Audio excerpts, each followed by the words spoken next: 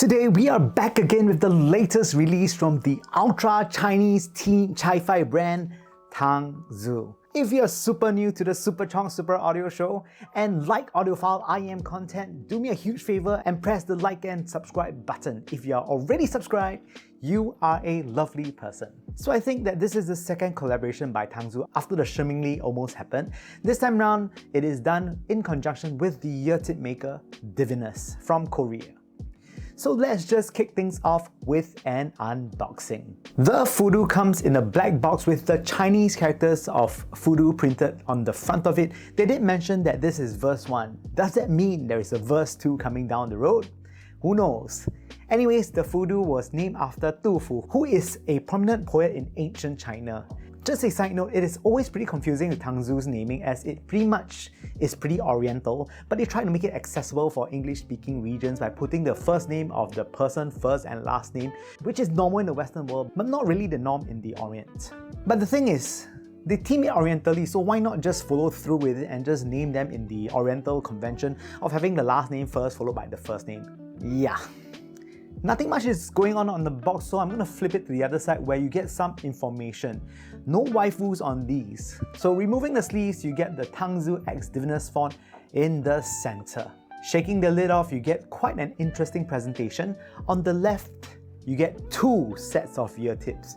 The first set is Tangzu's own Tang Sancai. About the ear tips, the Divinus Velvets are really amazing. I do like how these feel in the ear, and they have this micro textured surface that does not stick to the sides of your ear, which can cause some micro abrasions to your ear canal if you swap your earphones out a lot. Also, in terms of sonics, they provide a very full sound. The center portion of the box is the IEM itself, which we will talk about in a bit, and on the right is the pleather case, and inside it is the stock cable of the Dufu. I kinda like the pleather case. I think it will really survive the sit test. Okay, so right now we are going to do the sit test on the case. Obviously it has to be the case because I don't think the earphones can survive. This is the pleather case, alright? So you know how this goes. I'm just gonna pop it on chair here. Right, it's now over here and I'm gonna put my ass on it. Definitely it's gonna survive. Feels like there's something up my ass. But yes! Okay. But that's not all from today's segment of the sit test. We are also going to do the throw test. Let's go. Okay, now we're gonna start the throw test. So you know, it's a pouch, it's a very sturdy pouch. Let's go.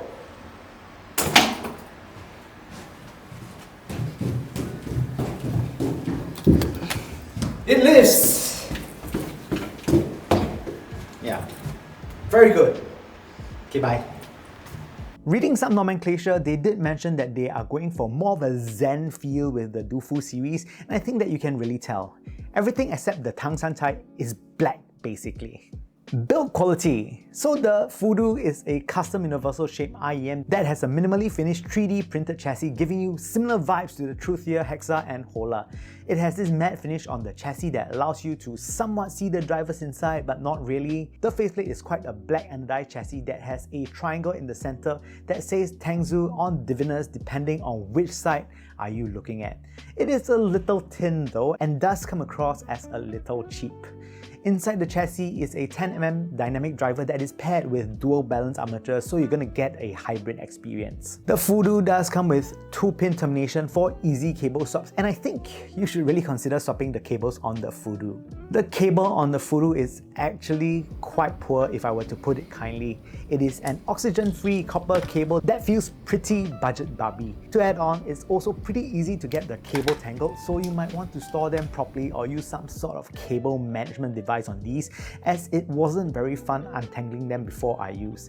The good thing about the cable is that it isn't too microphonic. Okay, so this is where I think things get interesting on the Fudu, as this is a collaboration between Tangzu and Divinus. So you do get premium eartip offerings from both brands. The Tangzu with the Tang Sancai, so let's just start by talking about them.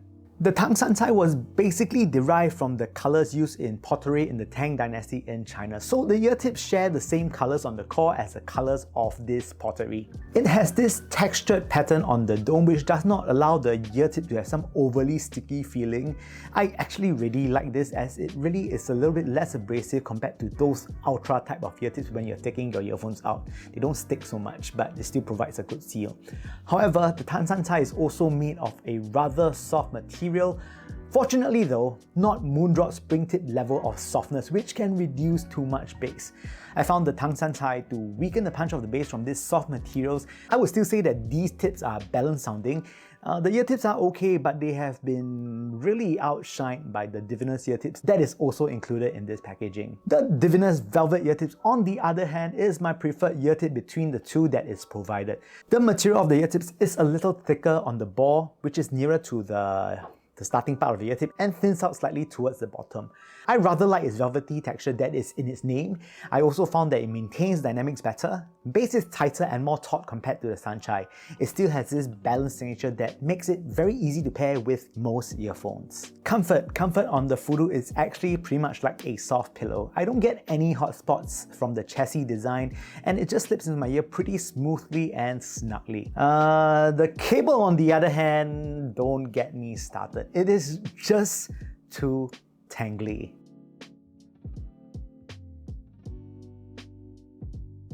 And next we're going to talk about sound. So I used the Lotu Pore Gold Touch Titanium as my DAP for this review. I also used the Divinus Velvet tips as well. One more thing is that also I let the Fudu run in for about 3 days prior for this review because why not? The Fudu is probably my favorite sounding Tangzu product to date, and it features a V-shaped tuning that has sub-bass that tapers off rather quickly. It has the popular natural warm signature that is very common these days. Tonal weight is a hair thicker than natural, which lends for a rather balanced, warm vocal presentation. I like that the mid-bass tapers off quite quickly, allowing for vocals to come through a bit better on the Fudu. Technicalities on the Fudu is pretty average. Initially, I kinda enjoyed the smoothness of the tone, but after swapping around with some other IEMs in my rotation, I did find them a little bit too smooth and I miss a bit of the details that is a bit more obvious. But anyways, let's get into the nitty-gritty. Bass. The Fudu has sub-bass that is a little more emphasized compared to the mid-bass that gives way quicker for a cleaner mid-range presentation. The sub-bass allows for the Fudu to have a remarkable bass feel.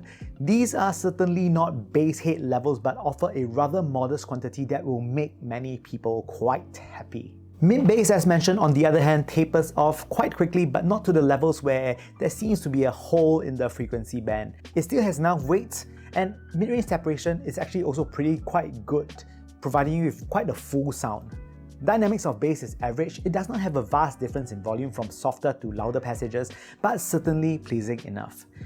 The speed of bass again is also pretty average. It does not have the fastest transients, but enough for it to be enjoyable. Because of this, you get more resonance in the bass tones as well. Mid-range. Mid-range is velvety on the Fudu. It is slightly warm that has quite delicious tonal characteristics. There is just a hint of that balanced armature roundness that manages to complement the tones that the Tangzu is trying to achieve. Overall, allowing the Fudu to have quite a sweet mid-range character. I found that it handles male and female vocals quite evenly with just a slight bit of roundness while maintaining overall good levels of clarity that has a hint of warmth injected in them. Instruments also has good levels of clarity and separation. When it comes to resolution, the Fudu is pretty decent. I use this track from My Chemical Romance titled Welcome to the Black Parade. So when the song opens, there is this metronome ticking and talking in the background very faintly. The Fudu did not render these details out, but on the whole, it still has enough resolution to please many. To be fair, other similar IEMs in this price range are also not really about to pick up all these details, with a few exceptions.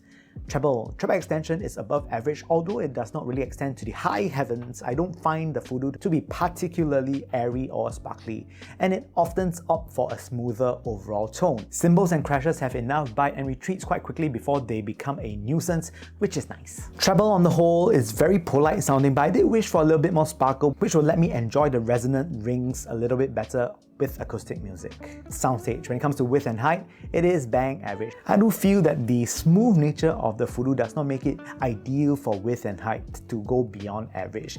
It is more likened to a small jazz club. When it comes to depth and positioning, depth again is pretty average, as depth is very linked to clarity and dynamics. Positioning again is pretty middle of the park.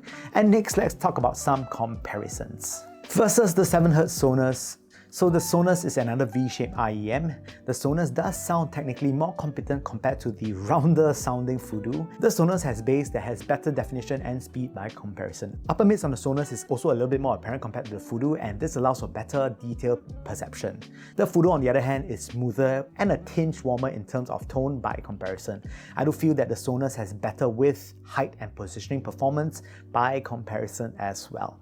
And next, versus the Simgot EM6L. So the EM6L sounds warmer compared to the Fudu. It is thicker and fuller sounding, definitely more coloured. For fans who like warmth, I think that the EM6L would be a good choice. Also, just to add, I do find that the EM6L to be a little bit airier than the Fudu as well.